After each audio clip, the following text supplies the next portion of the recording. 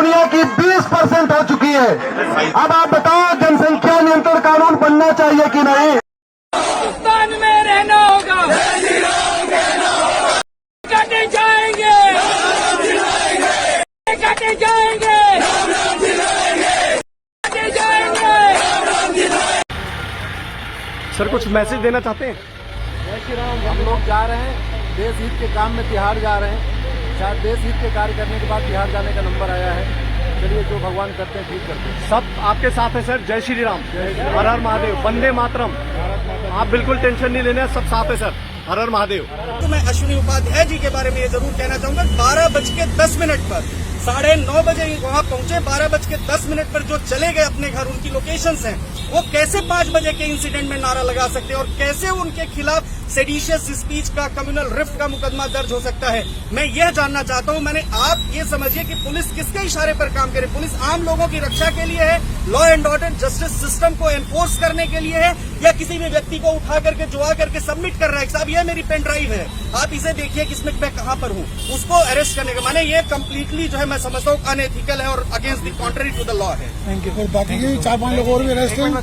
देखिए, वो इन्वेस्टिगेशन का मामला है, लेकिन मैं यहाँ अश्विनी उपाध्याय की तरफ से अपीयर हो रहा हूँ और अश्विनी उपाध्याय की तरफ से अपीयर होते हुए ये मैं पूरी बात पूरी शिद्दत के साथ और पूरे एविडेंसेस के साथ कह रहा हूँ कि अश्विनी उपाध्याय उस समय वहां पर नहीं थे। आखिर अश्विनी उपाध्याय जी का कसूर क्या है? उनके मंच से कोई जहरीले नारे या खराब बात नहीं बोली गई, उनके द्वारा कोई खराब बात नहीं बोली गई, उनके कार्यक्रम में नहीं बोली गई। अब सड़क पे कहीं कोई और लोग खड़े हैं और वो कुछ नारे लगा रहे हैं, तो इसमें अश्विनी उपाध्याय जी का क्या कसूर है?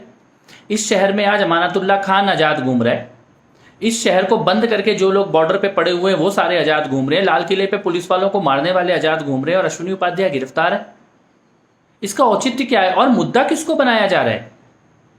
एक तरफ वहां यति नरसिंहानंद जी के आश्रम में चाकुओं से हमला हुआ है एक स्वामी जी पर, जो इसी कार्यक्रम में आए थे। उनकी हत्या करने की खुलेआम कोशिश की गई है, काटे गए हैं, उनके हाथ पैर चाकुओं से गोद दिया गया है। वो मुद्दा नहीं है, लेकिन जंतर मंतर पर किसी ने क्या बोला, कहां खड़े होकर कौन बोला, यह मुद्दा है।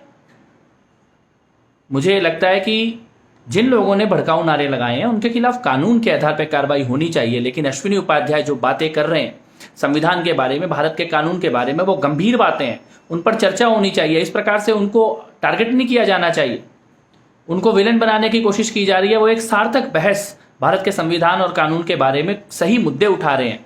उनके मुद्दों को सुनना आवश्यक है, सुनना जरूरी है। उनको अपराधी बनाने की कोशिश करना, उनके ऊपर निशाना लगाना, ये जो कम्युनिस्टों की, जिहादियों की, लेफ्टिस्टों की साजिश है, ये साजिश तो नहीं चलनी चाहिए। हम अश्विनी जी की गिरफ्तारी का विरोध करते हैं, हम सब लोग उनके साथ खड़े हैं और मुझे लगता है कि यति नरसिंहानंद जी के आश्रम में जो हत्या की कोशिश हुई है स्वामी जी की, वो आज का सबसे बड़ा मुद्दा होना चाहिए। जंतर मंतर में जिन्होंने नारे लगाए हैं उसके वीडियो की जांच और उनको पकड़ना पुलिस का काम है, वो कानून के आधार पर यह काम करे। साथियों, पिछले वीडियोस में आपने देखा कि 4 बजे लगाए गए नारों के अनुसार अश्विनी उपाध्याय और उनके 5 साथियों को गिरफ्तार कर लिया गया। उसी शाम देर रात डासना मंदिर के महंत के यहाँ पर ठहरे हुए एक पुजारी, जिनका नाम नरेशानंद है, जो कि आंदोलन में हिस्सा लेने के लिए आए थे, और आंदोलन से लौटने के बाद डासना मंदिर गाजियाबाद में स्त्री में आराम कर रहे थे, तो जिहादियों ने स्टेशनरी पेपर कटर से उन पर हमला कर दिया और उसी रात वो जिहादी दीवार फांद करके फरार भी हो गए। पुलिस की लापरवाही के कारण ये हादसा हो गया। यशोदा गाजियाबाद अस्पताल में इलाज उनका चल रहा है, जिसके बाद एक्शन में आते हुए अधिकारियों ने 2 सिपाही निलंबित कर दिए। इसके बाद सनातनियों में अच्छा खासा रोष देखने को मिल रहा है, क्योंकि इस घटना में स्वामी नरसिम्हानंद की जान भी जा सकती थी और ये अपने आप में पहला मामला नहीं था कि उनकी जान पर हमला हुआ है। मैं आप सबका आभार व्यक्त करता हूं। आप लोगों ने 2 दिन में जिस तरीके से हमारा सहयोग किया है और हमारे लिए शुभकामनाएं भेजी हैं, मैं सबका आभार व्यक्त करता हूं। मैंने कोई गलती नहीं की थी जंतर मंतर पे, न मैं उन लोगों को जानता हूं जो लोग उस वीडियो में थे। मैं पहला व्यक्ति था जिसने पुलिस को सूचित किया था। इसके बावजूद हमें जिस तरीके से फ्रेम किया गया, ये बहुत दुखद है।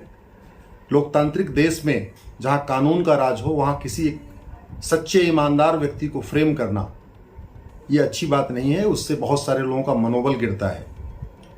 लेकिन जिस प्रकार से हमारे वरिष्ठ वकील और हमारे साथी वकील और देश भर के युवा सबने मुझे सहयोग किया है, मैं उसके लिए आभार व्यक्त करता हूं। हमारी मुहिम जारी रहेगी। मैं अंग्रेजी कानूनों को ख़त्म करने की जो हमारी मांग है उस पर आज भी कायम हूँ और आगे भी मैं देश में जन जागरण करता रहूँगा। जो मैं संविधान लागू करने की बात कर रहा हूँ कि बहुविधान खत्म हो, मजहब के आधार पर जितने भी कानून चल रहे हैं सब खत्म हो और संविधान लागू हो, सबके लिए एक समान विधान लागू हो, उसके लिए लड़ाई मेरी चलती रहेगी। देश में धर्मांतरण नियंत्रण कानून बने, जनसंख्या नियंत्रण कानून बने, घुसपैठ नियंत्रण कानून बने, समान शिक्षा, समान चिकित्सा, समान नागरिक संहिता लागू हो। इस विषय को लेकर मैं पूरे देश में जाऊंगा और पूरे आज नहीं तो कल 1 महीने बाद या 2 महीने बाद या 6 महीने बाद इस देश का युवा जरूर इस विषयों को समझेगा जिसकी मैं चर्चा कर रहा हूं और पूरे देश में इसकी आवाज उठेगी। और एक बात और, माननीय प्रधानमंत्री जी से ही हमें आशाएं हैं इन विषयों को पूरा करने की, इसलिए मैं पूरा आशान्वित हूं कि जो हमारी ये मांग है कि विदेशी कानून खत्म हो, स्वदेशी कानून बनाए जाए, बहुविधान खत्म हो, संविधान लागू किया जाए, ये वर्तमान सरकार कर सकती है, प्रधानमंत्री मोदी जी कर सकते हैं।